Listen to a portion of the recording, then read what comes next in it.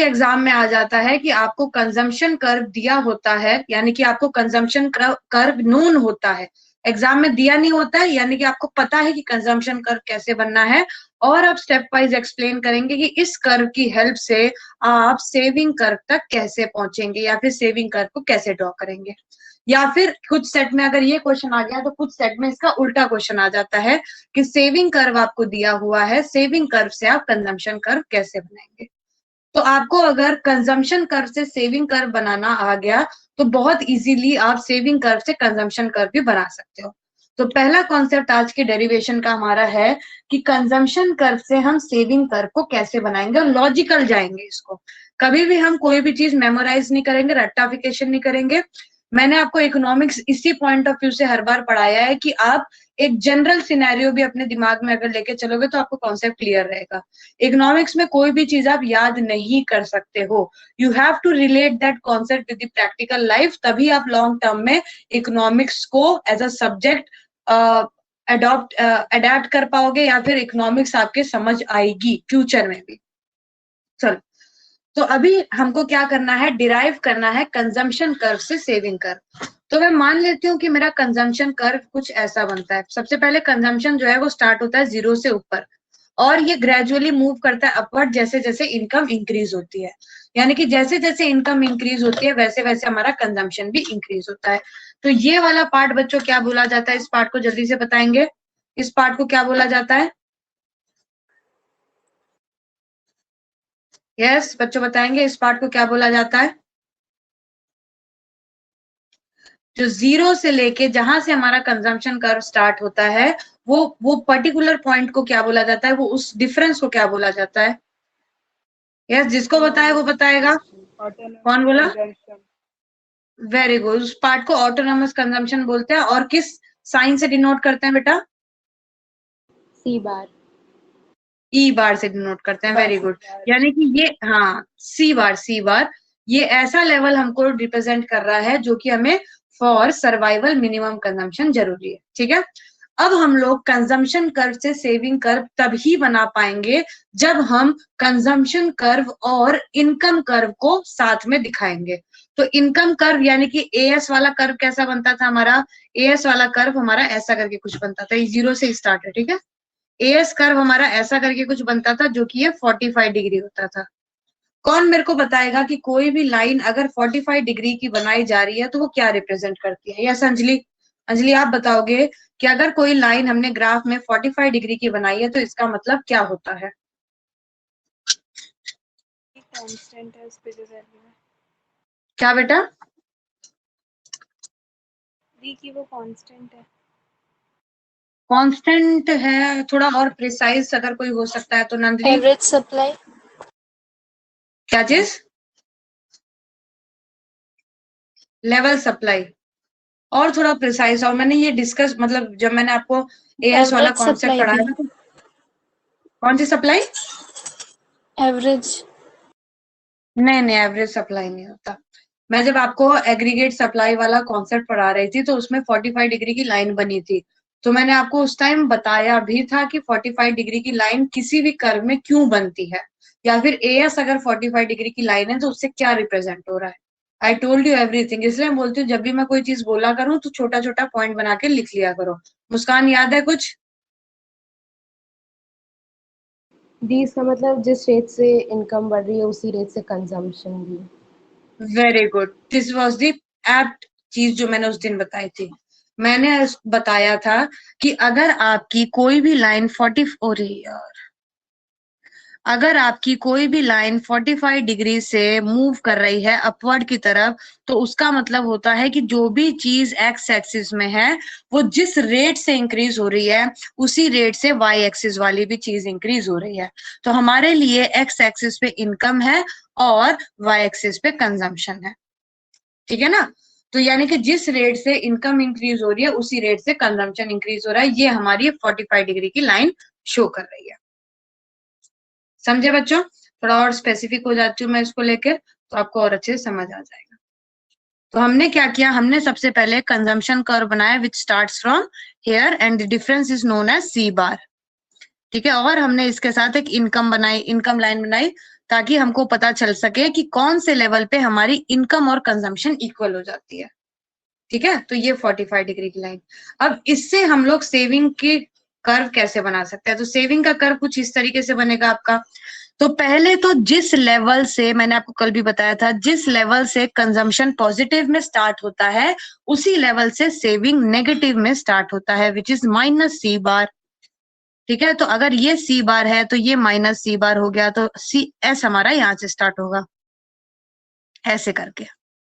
ठीक है, तो पहली चीज आपको क्या करनी है, कंजम्पशन कर्व से ये डिराइव करना है कि आपका सेविंग कर्व स्टार्ट कहां से होगा। तो जिस लेवल पे कंजम्पशन कर्व पॉजिटिव में स्टार्ट हो रहा है यहां से, उसी लेवल से सेविंग कर्व नेगेटिव में स्टार्ट होगा। तो स्टार्टिंग पॉइंट अब आपको पता चल गई है। अब आपको पता करना है कि सेविंग कर्व का स्लोप क्या है, यानी कि कैसे वो लाइन उसकी बनेगी। तो आप कैसे पता कर सकते हो? देखो बच्चों, इस पॉइंट पे आपका सेविंग कंजम्पशन जो है वो इनकम के इक्वल है। तो आप मेरे को बताओ, जब आपकी इनकम कंजम्पशन के इक्वल होती है तो आपकी सेविंग कितनी होगी? यस, कौन लॉजिकली बताएगा? अगर मैं 100 रुपीज की इनकम कमा रही हूँ और 100 रुपीज का ही कंजम्पशन है मेरा, तो सेविंग कितनी होगी मेरी? 0। वेरी गुड, 0 होगी। गुड, है ना? तो यानी कि अगर ये एक्स एक्सिस मेरा जीरो लेवल, एक्स एक्सिस पे कोई भी पॉइंट अगर टच होगा तो 0 ही शो करेगा ना वो। तो यानी कि इस पॉइंट पे आपका एस जो है वो एक्स एक्सिस को टच करना चाहिए। स्ट्रेट अप लाइन खींच दो।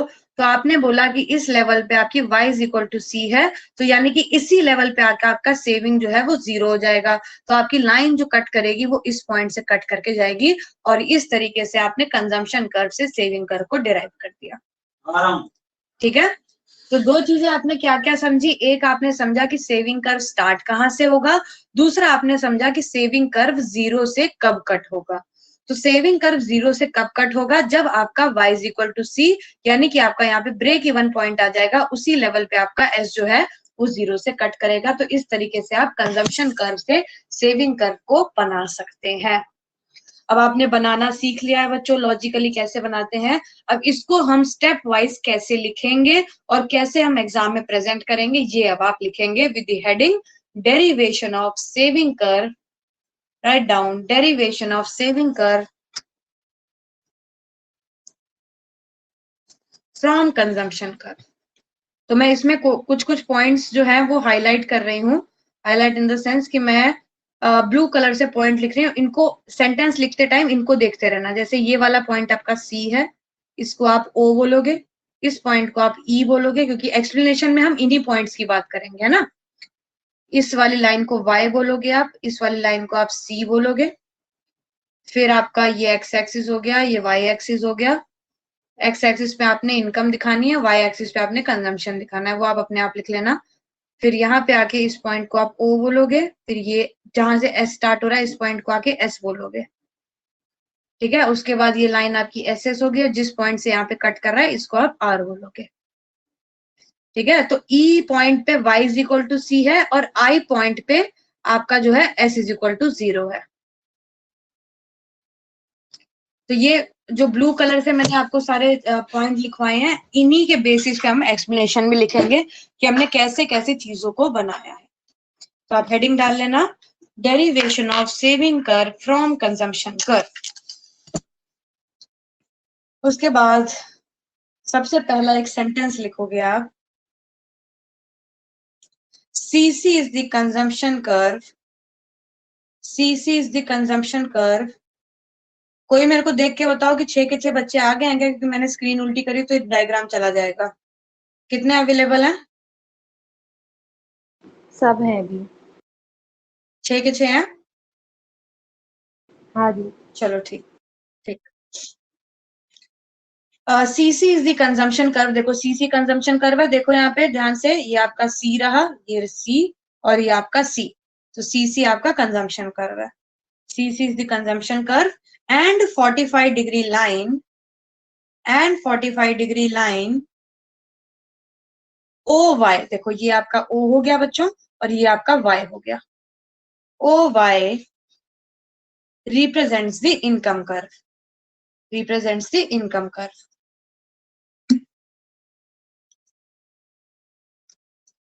ठीक है, अब पहला बुलेट डालेंगे हम लोग। बुलेट का मतलब ऐसा करके गुल्ला सा डालते हैं ना, बुलेट, बुलेट एंड नंबरिंग करते हैं। फर्स्ट बुलेट डालेंगे जिसमें हम बताएंगे कि एस की स्टार्टिंग कहां से होने वाली है with relation to consumption curve.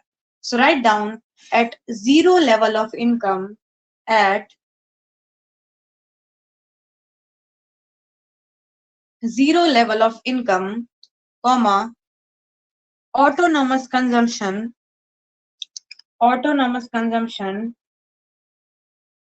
is equal to OC. Autonomous consumption is equal to OC. ये देखो, ये O और ये C, तो इतना ही लेवल आपका ऑटोनोमस कंजम्पशन का है, is equal to OC. Full stop. It means saving at zero level of income, saving at zero level of income, saving at zero level of income will be OS. देखो, ये आपका O हो गया बच्चों और ये आपका S हो गया, this is S, OS। Bracket में लिख लो माइनस C बार, ब्रैकेट में minus C bar.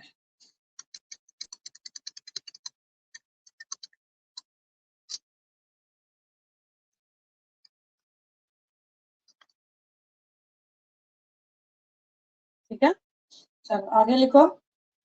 Full stop. As a result,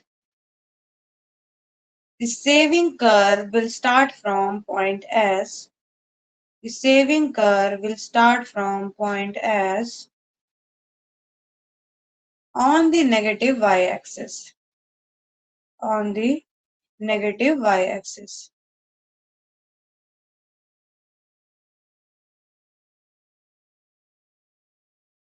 ठीक है, तो हमने स्टार्टिंग वाला पॉइंट जो है वो बता दिया कि हमने कैसे एस को स्टार्ट किया है।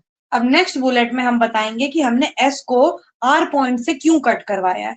ये आपका आर पॉइंट है, अब हमने एस को आर ही पॉइंट से क्यों कट करवाया है ये भी हम एक्सप्लेन कर देंगे। तो सेकंड बुलेट डालेंगे, write down consumption curve CC, consumption curve CC. अच्छा, पहले मेरे को एक चीज बताओ, जिसमें देखना चाहते हैं आपको कितनी चीजें याद है। मेरे को ये चीज कौन बताएगा, जिसको पहले आती है जल्दी से अनम्यूट करके बताएंगे। मैं एक पोर्शन को कलर कर रही हूँ, आपको मुझे बताना है कि वो पोर्शन को क्या बोला जाता है।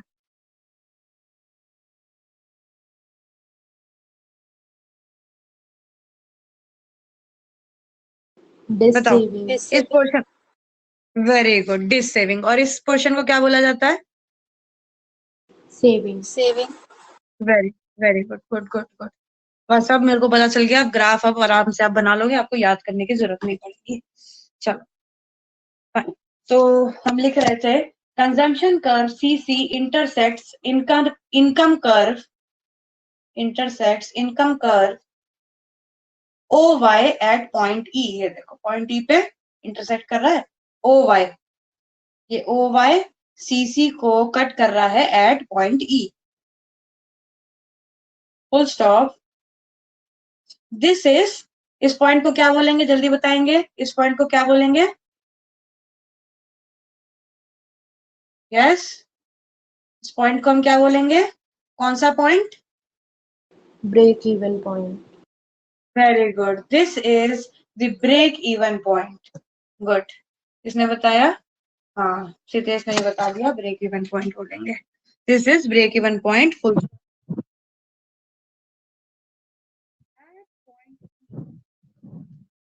at point E, consumption is equal to income, consumption is equal to income। अब आप एक और चीज मेरे को बताएंगे, अगर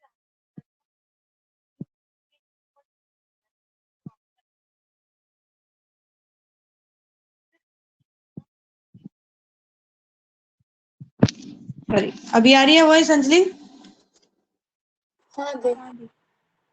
हाँ ठीक है।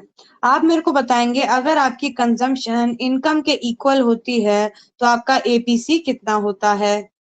जल्दी से लॉजिक लगा लो, एपीसी का फॉर्मूला याद करो, लॉजिक लगा लो। यस, कोई भी दो 1 वैल्यूज लो जो, वेरी गुड। कौन बोला? श्रुति, श्रुति ने बोला क्या? हाँ दे ठीक है, वेरी गुड श्रुति, गुड। ठीक है, अगर हमारी कंजम्पशन जो है वो इनकम के इक्वल होती है तो फॉर्मूले के हिसाब से हमारा y अपॉन सी होगा। तो अगर y हमारा, सॉरी, c अपॉन y होगा, c अपॉन y। तो अगर हमारा c जो है वो 100 है एंड y भी हमारी 100 है तो ऑब्वियसली एपीसी जो है 1 आ जाएगा। गुड। सो आप लिख रहे हैं at point E consumption is equal to income, that is APC is equal to 1, APC is equal to 1 and saving is, बताओ सेविंग क्या हो जाएगी इस पॉइंट पे? सेविंग इज, जल्दी बताएंगे यहाँ पे सेविंग क्या हो जाएगी? अगर C हमारा Y का इक्वल है 0 तो सेविंग क्या हो जाएगी? 0 वेरी गुड, 0 हो जाएगी। गुड, सब कॉन्सेप्ट बच्चों क्लियर हो गए आपको, अब लाइफ टाइम नहीं भूल पाओगे concept. Saving is 0, full stop. It means saving curve will intersect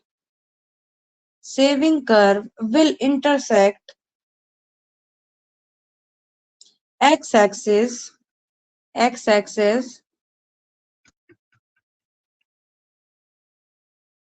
at point R, x-axis at point R, ये रहा आपका point R, full stop। By joining the points S and R,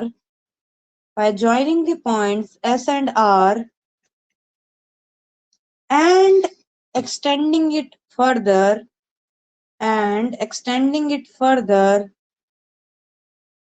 we get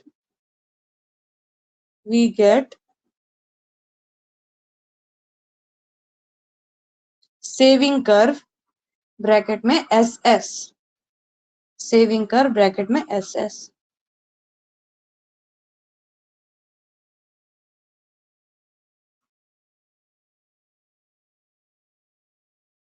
ठीक है, अब मैंने आपको ये लिखवा दिया है कि आप कंजम्पशन कर्व से सेविंग कर्व पे कैसे जाएंगे।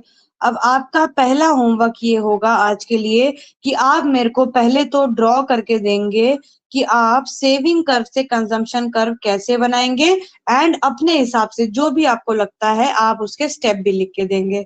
जैसे मैंने आपको 2 स्टेप में बताया है, पहला एक स्टार्टिंग पॉइंट और एक कहाँ से इंटरसेक्ट करेगा, वैसे ही आप सेविंग कर्व से आप कंजम्पशन कर्व की स्टार्टिंग पॉइंट कैसे डिसाइड करेंगे, एंड सेविंग कर्व से आप कंजम्पशन कर्व जो है वो इनकम को कहां से काटेगा ये कैसे डिसाइड करेंगे।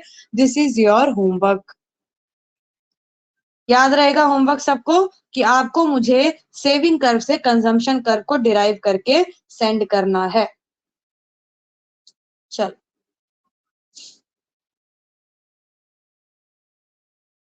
Very good, fine. अब हम आते हैं इस चैप्टर के सेकंड लास्ट टॉपिक पे जिसका नाम है इन्वेस्टमेंट फंक्शन। अब तक हमने कौन से 2 फंक्शन पढ़ लिए हैं? हमने फंक्शन पढ़ लिया है कंजम्पशन फंक्शन, फिर हमने पढ़ लिया सेविंग फंक्शन, और अब हम पढ़ेंगे इन्वेस्टमेंट फंक्शन।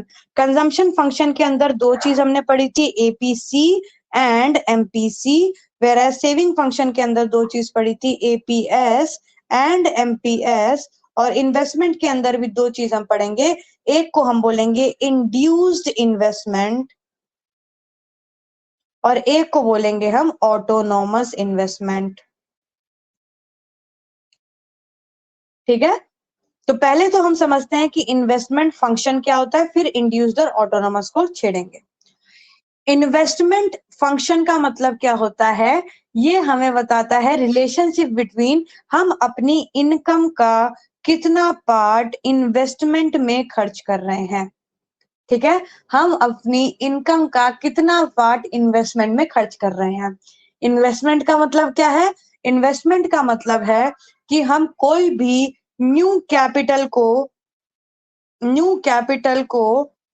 कैपिटल असेट को क्रिएट करने में कितना पैसा लगा रहे हैं।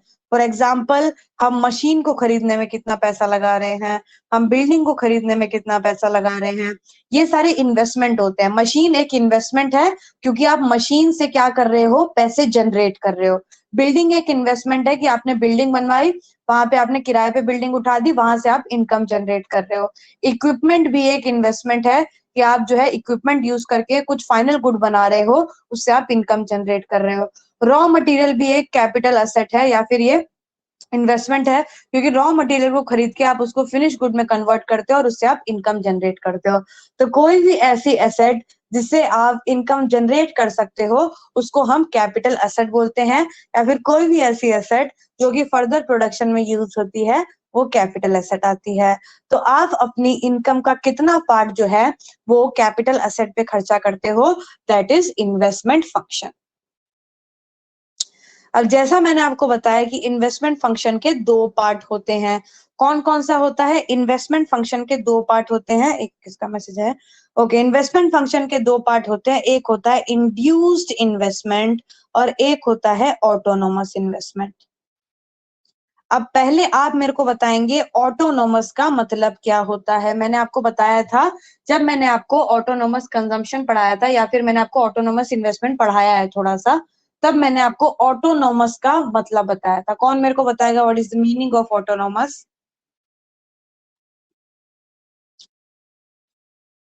यस, ऑटोनोमस का मतलब क्या होता है? अच्छा मेरे को बताओ ऑटोमेटिक का मतलब क्या होता है? ऑटोमेटिक का क्या मतलब होता है? खुद से, अपने आप। है अपने आप। ओके फाइन, अपने आप। ऑटोमेटिक का मतलब होता है कोई भी ऐसी चीज जो अपने आप चलती है, यानी कि उसको किसी से कोई मदद की आवश्यकता नहीं है। जैसे ऑटोमेटिक ये होती है, वॉशिंग मशीन होती है, हमने केवल बटन दबा दिया, बाकी अंदर प्रोसेस अपने आप चल रहा है, ठीक है। उसको कोई मतलब नहीं है कि कोई इंसान आके उसमें कपड़े डाले या फिर पानी डाले, वो अपने आप सब कुछ कर देता है। तो ऑटो का मतलब क्या होता है? ऑटो का मतलब होता है कि जिसको कोई मतलब जिसको कोई ऑपरेट करने की जरूरत नहीं है। तो ये ऑटोनोमस का भी मतलब कुछ कुछ यहीं से निकल के आया है, खुद ब खुद। ऑटोनोमस का मतलब भी यहीं से निकल के आया है। ऑटोनोमस का मतलब है, ये एक ऐसा वर्ड है जिसका मतलब होता है कि इसको कोई भी फर्क नहीं पड़ता है कि आगे पीछे क्या हो रहा है, इट इज इंडिपेंडेंट वर्ड, ठीक है। कोई भी फर्क नहीं पड़ता है किसी चीज को। जैसे बोलते हैं कुछ कॉलेज ऑटोनॉमस है। ऑटोनॉमस कॉलेज का मतलब क्या होता है कि उन कॉलेजेस को, अभी आप जब कॉलेज सर्च करोगे तो आप ये कई बार वर्ड देखोगे कि ये कॉलेज एफिलिएटेड है, कुछ कॉलेज ऑटोनॉमस होते हैं। एफिलिएटेड कॉलेज का मतलब होता है कि ये कॉलेज यूनिवर्सिटी से कंसर्न है, यानी कि जो भी गाइडलाइंस यूनिवर्सिटी देती है, जो भी रूल्स एंड रेगुलेशन यूनिवर्सिटी बनाती है, जो भी सिलेबस यूनिवर्सिटी बनाती है, सारे के सारे चीजों को इनको अडेप्ट करना पड़ता है एफिलिएटेड कॉलेज को। ऑटोनोमस कॉलेज को ऐसा नहीं होता है। ऑटोनोमस कॉलेज के अपने रूल्स एंड रेगुलेशन होते हैं। ऑटोनोमस कॉलेज अपनी तरीके से सिलेबस बनाता है, उनके टाइमिंग अपनी तरीके से होते हैं, उनकी पॉलिसीज अपनी तरीके से होती हैं, ठीक है। वैसे ही होता है ऑटोनोमस इन्वेस्टमेंट।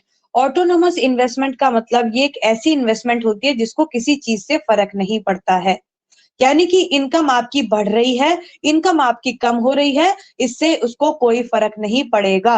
आपकी प्रॉफिट ज्यादा है, आपकी प्रॉफिट कम है, इस इन्वेस्टमेंट को कोई फर्क नहीं पड़ेगा। अगर आपने कहीं पे ऑटोनोमस इन्वेस्टमेंट करी है तो चाहे आपकी इनकम जीरो हो, चाहे आपकी इनकम ज्यादा हो, आपको उतना पैसा देना ही पड़ेगा।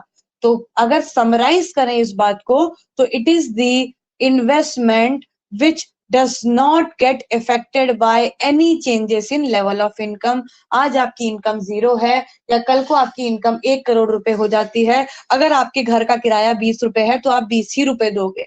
आपका किराएदार ये नहीं बोलेगा कि कल तुम्हारी इनकम जो थी वो जीरो थी, आज तुम्हारी 1 लाख हो गया तो अब 2000 रुपए तुम दो, ठीक है। तो ऑटोनोमस इन्वेस्टमेंट का मतलब बच्चों समझ आ गया है, ये एक ऐसी इनकम है which is not affected by level of income. आपकी इनकम चाहे ज्यादा हो चाहे कम हो, ऑटोनोमस इन्वेस्टमेंट जो है वो कांस्टेंट रहती है, it is equal at every level. तो इसका प्रॉफिट से कोई लेना नहीं देना नहीं होता है, ठीक है। समझ गए? मैं आपको डिफरेंस में दोनों चीजें लिखवा दूंगी, अभी केवल समझ लो आप। तो अगर ऑटोनोमस इन्वेस्टमेंट का इनकम से कोई लेना देना नहीं है तो इंड्यूस्ड इन्वेस्टमेंट बोलता है कि तुम्हारा लेना देना नहीं है लेकिन मेरा तो लेना देना है। तो इंड्यूस्ड इन्वेस्टमेंट का मतलब है ये एक ऐसी इन्वेस्टमेंट होती है जिसको पूरा पूरा फर्क पड़ता है कि आप कितनी इनकम कमा रहे हो। अगर आप ज्यादा इनकम कमा रहे हो तो ज्यादा इन्वेस्टमेंट करोगे, कम इनकम कमा रहे हो तो कम इन्वेस्टमेंट करोगे। यानी कि इसको प्रॉफिट एक्सपेक्टेशन से मतलब होता है। अगर कोई प्रोड्यूसर ये एक्सपेक्ट कर रहा है कि फ्यूचर में प्रॉफिट मेरे को ज्यादा होगा तो वो इन्वेस्टमेंट करेगा। अगर उसको ये लग रहा है कि फ्यूचर में मेरे को प्रॉफिट नहीं होने वाला है तो वो इन्वेस्ट नहीं करेगा। तो इंड्यूस्ड इन्वेस्टमेंट और ऑटोनोमस इन्वेस्टमेंट आपस में क्या होते हैं, आपस में अपोजिट होते हैं। तो अगर आपको किसी कॉम्पिटिटिव एग्जाम में एंटोनिम ऑफ ऑटोनोमस आ जाता है तो ऑटोनोमस का अपोजिट क्या होता है, इंड्यूस्ड होता है। ठीक है, तो दो वर्ड भी आपने आज सीख लिए और दो टाइप की इन्वेस्टमेंट को भी आपने सीख लिया है। ठीक है, अब आप लिखेंगे एक टेबल जिसमें मैं आपको इंड्यूस इन्वेस्टमेंट और ऑटोनोमस इन्वेस्टमेंट के बारे में बता दूंगी, तो आपको अलग से सारी चीजें नोट करने की जरूरत नहीं पड़ेगी। अब आप एक छोटी सी टेबल बनाएंगे with basis induce investment and autonomous investment.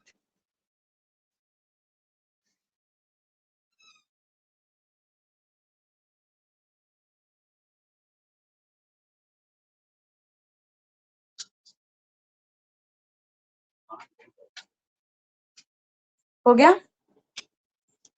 बना के डन लिखेंगे, फिर हम आगे बढ़ते हैं।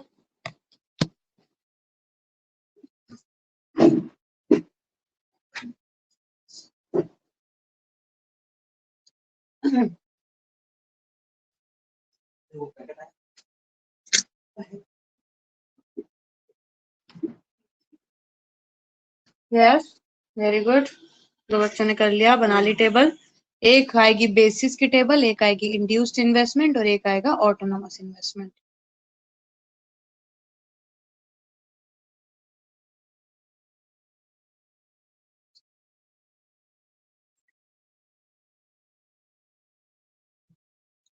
चलो fine।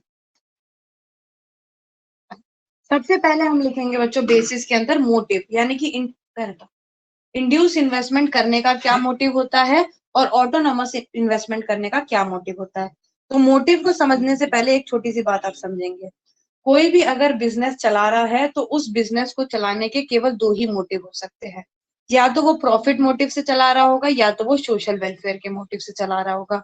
तो जो चीज प्रॉफिट मोटिव से नहीं चलती है वो हमेशा सोशल वेलफेयर के मोटिव से ही चलती है। तो आप मेरे को बताएंगे इंड्यूस इन्वेस्टमेंट किस मोटिव से किया जाता है, बताओ। इंड्यूस इन्वेस्टमेंट किस मोटिव से किया जाता है, इंड्यूस इन्वेस्टमेंट को किस चीज से फर्क पड़ता है। वेरी गुड, इंड्यूस्ड इन्वेस्टमेंट जो है वो प्रॉफिट मोटिव से किया जाता है। तो अगर इंड्यूस इन्वेस्टमेंट प्रॉफिट मोटिव से किया जाता है तो ऑटोनोमस इन्वेस्टमेंट किस मोटिव से किया जाता होगा, बताओ बताओ। Social welfare. Very good, social welfare के मोटिव से किया जाता होगा। सो हम लिखेंगे मोटिव के अंदर इंड्यूस इन्वेस्टमेंट में लिखेंगे it is driven by profit motive, it is driven by profit motive that is अभी सब बच्चे पहले शो करो मेरे को, लिख रहे हैं कि नहीं लिख रहे हैं बच्चे, जल्दी शो करेंगे। एक एक करके कैमरा चालू कर दो जब तक मैं ये कौन आया, एक सेकंड से, एक सेकंड रुकना। ओके, अंजलि कहाँ दिखी, खाली पेपर दिख रहा है, दीवार दिख रही है मेरे को अंजलि। ओके ये हो गया, ये नंदिनी का हो गया। Okay Nandini fine. ये किसका आया, श्रुति का भी दिख गया मेरे को। मुस्कान, श्रुति डन, मुस्कान, यस मुस्कान, अंजलि यस फाइन, अंजलि का दिख गया।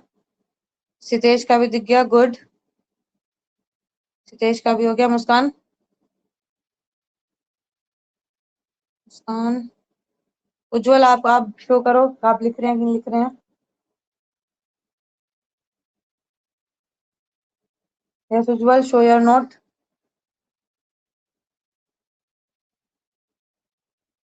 Very good, good good good, चलो ठीक है फाइन, वेरी गुड। चलो आ जाओ आगे बढ़ते हैं।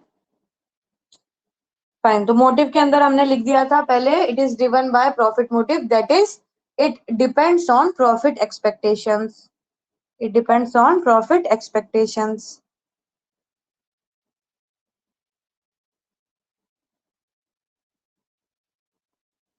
फिर इसमें लिखेंगे ऑटोनोमस इन्वेस्टमेंट में, it is done for social welfare, it is done for social welfare and not for profit.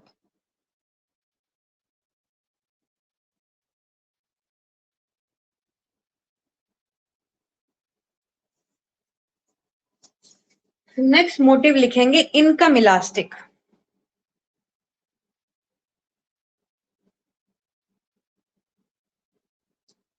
ठीक है।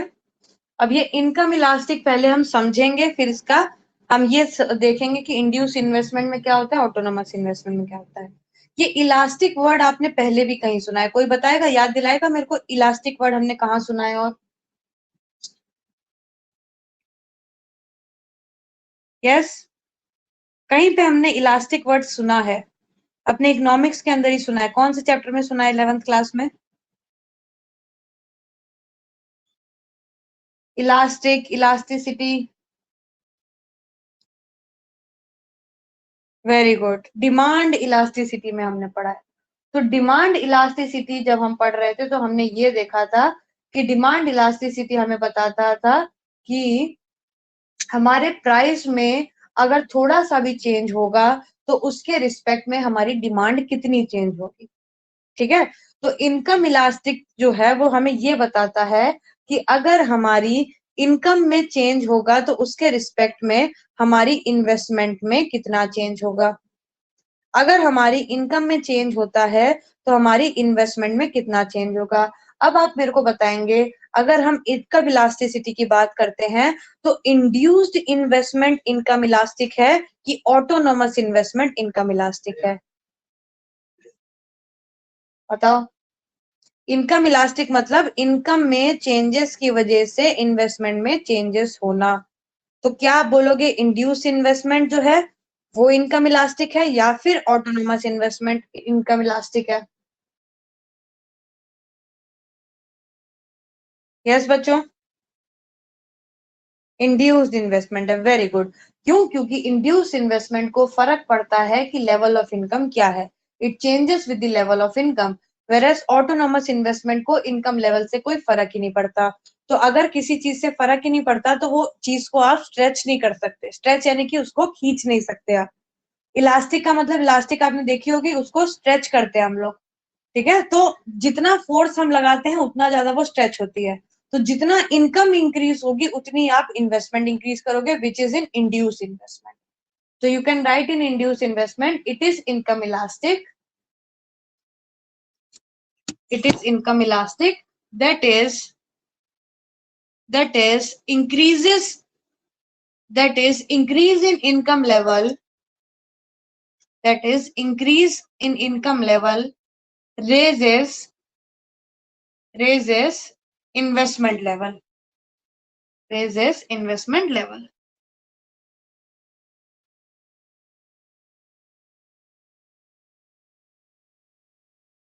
नेक्स्ट लिखेंगे ऑटोनोमस में, it is unaffected bye changes in income level, it is unaffected bye changes in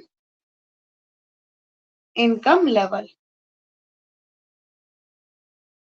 तो इसको हम लोग income in elastic बोल सकते हैं। एक होता है इलास्टिक यानी कि चेंजेस पॉसिबल है, और एक होता है इन इलास्टिक यानी कि चेंजेस पॉसिबल नहीं है।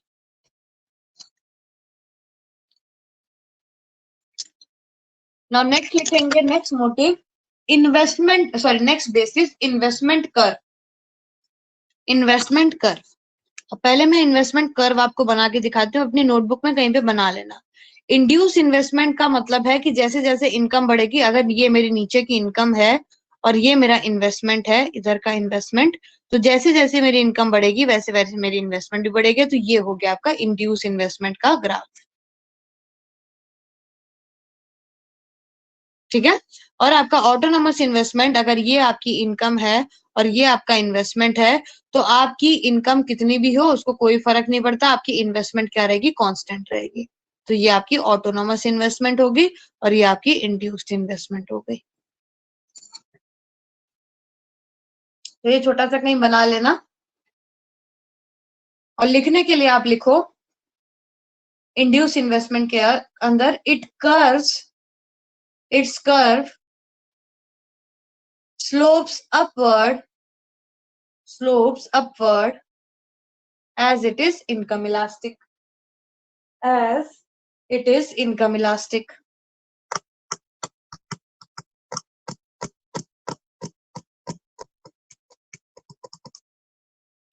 एंड ऑटोनोमस इन्वेस्टमेंट के लिए लिखेंगे हम its curve is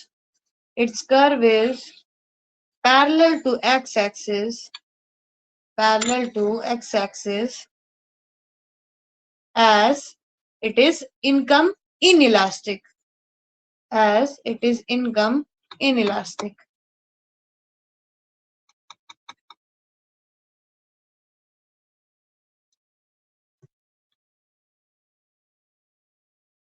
ठीक है। अब नेक्स्ट पॉइंट है हमारा सेक्टर।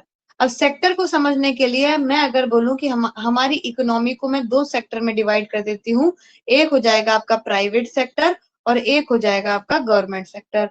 तो प्राइवेट सेक्टर का क्या मोटिव होता है, प्राइवेट सेक्टर का मोटिव होता है प्रॉफिट मोटिव, और गवर्नमेंट सेक्टर का क्या मोटिव होता है, गवर्नमेंट सेक्टर का मोटिव होता है सोशल वेलफेयर।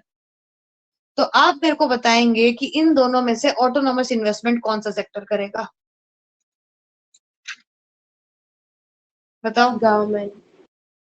Very good. क्यों? क्योंकि ऑटोनोमस इन्वेस्टमेंट सोशल वेलफेयर के मोटिव से ही की जाती है। तो आपका जो सेक्टर वाला पार्ट आएगा, आप लिखेंगे बेसिस के अंदर सेक्टर, और इंड्यूस इन्वेस्टमेंट में लिखेंगे it is done by private sector, अगर it is generally done by private sector. आपकी रिपोर्ट पंजाबी में आई, उसको इंग्लिश में कन्वर्ट कर दिया है मैंने, गूगल ट्रांसलेटर ऐप। फिर लिखो इसमें ऑटोनोमस इन्वेस्टमेंट में लिखो it is generally done by government sector.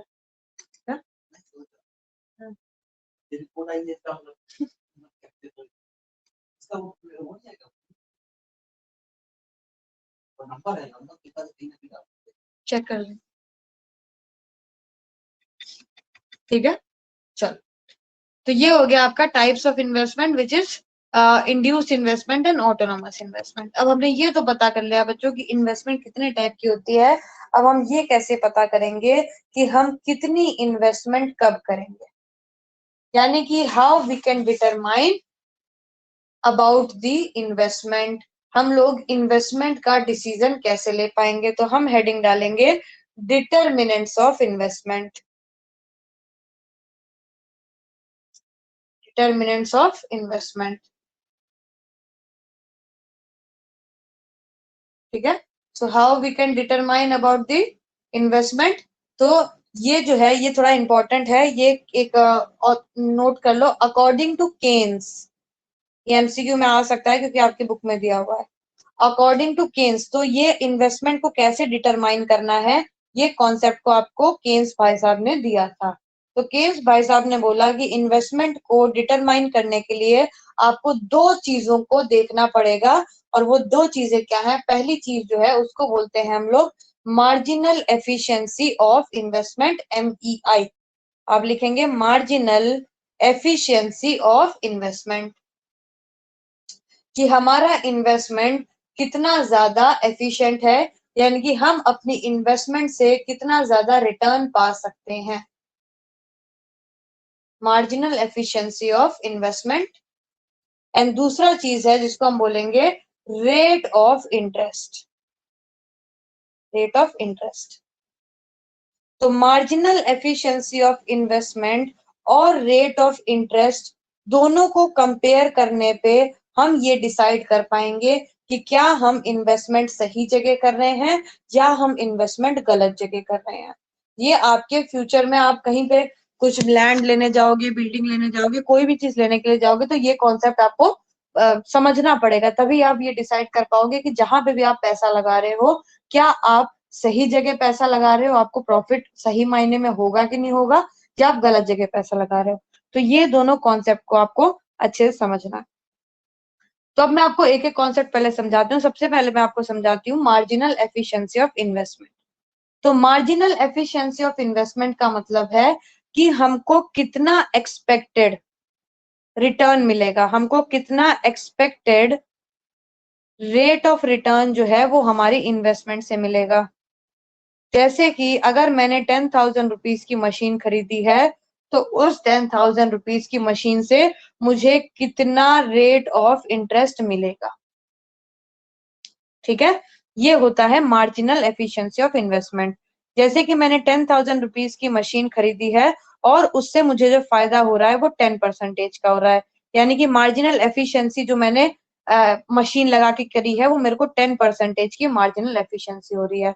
तो ये वो रेट बताएगा जिससे आपको कोई भी असेट खरीदने पे कितना रेट का फायदा हो रहा है। तो मार्जिनल एफिशिएंसी ऑफ इन्वेस्टमेंट पता कैसे लगाओगे आप सबसे पहले निकालोगे कि कोई भी इन्वेस्टमेंट का सप्लाई प्राइस कितना है। सप्लाई प्राइस का मतलब है कि आपने वो पर्टिकुलर जो भी असेट खरीदा है, जो भी आपने चीज खरीदी है, वो कितने में खरीदी है, सप्लाई प्राइस उसका क्या था। फॉर एग्जाम्पल हमने एक मशीन खरीदी, उसकी वैल्यू 10,000 रुपीज की है, ये आपका सप्लाई प्राइस हो गया। ठीक है, इसके बाद आप पता लगाओगे what is the prospectus yield, prospective yield. Prospective yield का मतलब होता है फायदा। प्रोस्पेक्टिव यील्ड का मतलब इस मशीन को लगाने से आपको कितने रुपए का फायदा हुआ है, इस मशीन को लगाने से आपको कितने रुपए का फायदा हुआ है। तो फॉर एग्जाम्पल आपने 10,000 रुपीज की मशीन लगाई और उस मशीन को लगाने से आपको 1,200 रुपीज का हर महीने फायदा हो रहा है या हर साल फायदा हो रहा है। एक मशीन को लगाने से जो 10,000 रुपीज की थी, आपको हर साल 1,200 रुपीज मिल रहे हैं, लेकिन उस मशीन को मेंटेन करने के लिए आप 200 रुपए का खर्चा भी कर रहे हो। तो यानी कि एक्चुअली में वो मशीन आपको कितना रुपए कमा के दे रही है, आपको 10,000 रुपए की मशीन 1,000 रुपए पर साल कमा के दे रही है। आपने इन्वेस्टमेंट कितने का किया, 10,000 रुपीज का, और आपको इन्वेस्टमेंट से कितने का फायदा हो रहा है, 1,000 रुपीज का। तो आपकी मार्जिनल एफिशिएंसी इन्वेस्टमेंट की क्या हो जाएगी कि आपको फायदा 1,000 रुपीज का हो रहा है, कितने की मशीन से, 10,000 रुपीज की मशीन से आपको 1,000 रुपीज का फायदा हो रहा है। तो आपकी मार्जिनल एफिशिएंसी होगी 10% की। दोबारा समझाती हूँ मैं, कॉन्सेप्ट दोबारा समझेंगे आप। सबसे पहले हमको मार्जिनल एफिशिएंसी निकालने के लिए ये पता करना है कि what is the supply price, यानी कि हमने वो पर्टिकुलर असेट कितने में खरीदा है या पर्टिकुलर इन्वेस्टमेंट हमने कितने में खरीदा है। ठीक है, इसके बाद हम ये देखेंगे कि वो असेट खरीदने से हमको कितना फायदा हुआ और उस असेट पे हमने कितना खर्चा किया। तो हम लोग नेट फायदा निकाल लेंगे। अब 10,000 की मशीन लगाने पे अगर हमें 1,000 रुपए का फायदा हो रहा है, यानी कि हम कितना परसेंटेज उस मशीन का कमा रहे हैं, हम 10% वो मशीन का कमा रहे हैं। तो हमारी जो है, हमारी मशीन की एफिशिएंसी जो है वो कितने परसेंटेज है, 10% है। डन। तो पहली चीज आप समझ गए कि मार्जिनल एफिशिएंसी हमने ऐसे निकाल ली। अब हम देखेंगे रेट ऑफ इंटरेस्ट। अब देखो, रेट ऑफ इंटरेस्ट समझने के लिए आप ये समझना कि आप मान लो इस घर के अंदर आप रहते हैं और ये आपकी रिलायंस इंडस्ट्री है जहां पे आप इन्वेस्टमेंट करने जा रहे हैं, और ये आपका बैंक है जहां से आप लोन लेते हैं।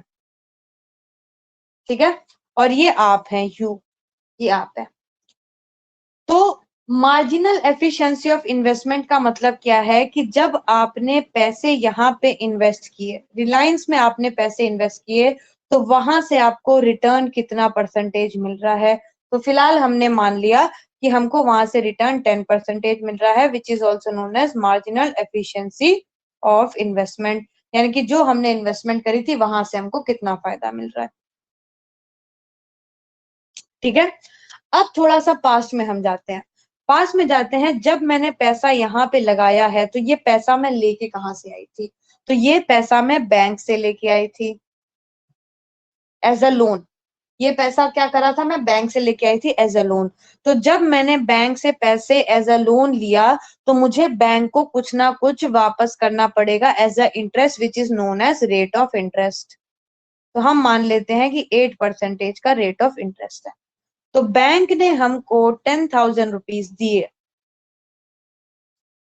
बैंक ने हमको 10,000 रुपीज दिए और उसके बदले में मुझे 8% का इंटरेस्ट बैंक को देना है which is rate of interest. और उसी 10,000 रुपीज को मैंने रिलायंस इंडस्ट्री में इन्वेस्ट कर दिया और वहां से मेरे को MEI जो मिल रही है वो 10% की मिल रही है। तो इससे मैं ये पता लगा सकती हूँ, ये डिसीजन ले सकती हूँ कि मैं रिलायंस इंडस्ट्री में अगर इन्वेस्टमेंट कर रही हूँ तो उससे मुझे फायदा होगा। क्यों? रिलायंस इंडस्ट्री मेरे को देगी मेरे 10,000 के बदले में 1,000 रुपीज और मुझे बैंक को वापस करना है 800 रुपीज। तो बैठे बिठाए 200 रुपए का प्रॉफिट कमा रही हूँ कि नहीं कमा रही? तो सबसे पहले मैं चेक करूंगी कि how much marginal efficiency my investment is giving to me. मैं जहां पे इन्वेस्ट करने जा रही हूँ वहां से मुझको कितना पैसा मिलेगा। फिर मैं चेक करूंगी कि अगर मैं बैंक में से पैसा लेती हूँ तो बैंक को मुझे कितना वापस करना पड़ेगा। और आपका फेवरेबल कब होगा? जब आप बैंक को कम पैसा वापस करोगे और आपको ज्यादा पैसा मिलेगा। अगर ये कंडीशन बेटा दूसरी आ जाती, ये उल्टी कंडीशन हो जाती, आपका जो यहाँ पे बैंक में देने का जो रेट है वो 10% का हो जाता और जो आपको मिलने का रेट है वो 8% का हो जाता। यहाँ पे आपका डिसीजन गलत हो जाता क्योंकि आपको जो मिल रहा है अब वो केवल 800 रुपए मिल रहे हैं, लेकिन आपको जो बैंक को देने हैं तो वो 1,000 रुपीज देने हैं। तो आपको 200 रुपए अपनी जेब में से डालने पड़ेंगे। ठीक है, तो आप इन्वेस्टमेंट को कैसे डिटरमाइन कर सकते हो, समझ आया? आप दो चीजों को कंपेयर करके इन्वेस्टमेंट को डिटरमाइन कर सकते हो। पहली होगी मार्जिनल एफिशिएंसी ऑफ इन्वेस्टमेंट, जिसको आप निकालोगे आपके prospectus yield divided by supply price into 100 से, यानी कि आपको कितना फायदा मिल रहा है डिवाइडेड में आपने वो चीज कितने में खरीदी इनटू 100। इससे आपको आपकी क्या मिल जाएगी? मार्जिनल एफिशिएंसी मिल जाएगी। और दूसरा आप क्या है? रेट ऑफ इंटरेस्ट निकालोगे, यानी कि आपने जहां से पैसा लिया है what ever money you have borrowed from any financial institution, वहां आपको कितने पैसे वापस करने हैं। तो इन दोनों को कंपेयर करके you can decide your investment is favourable और नॉट, या फिर प्रॉफिटेबल और नॉट। क्या आपको कॉन्सेप्ट समझ आ गया बच्चों? MEI और ROI को कैसे आपको कंपेयर करना है, यस और नो? कौन सी चीज ज्यादा होनी चाहिए, कौन सी चीज कम होनी चाहिए?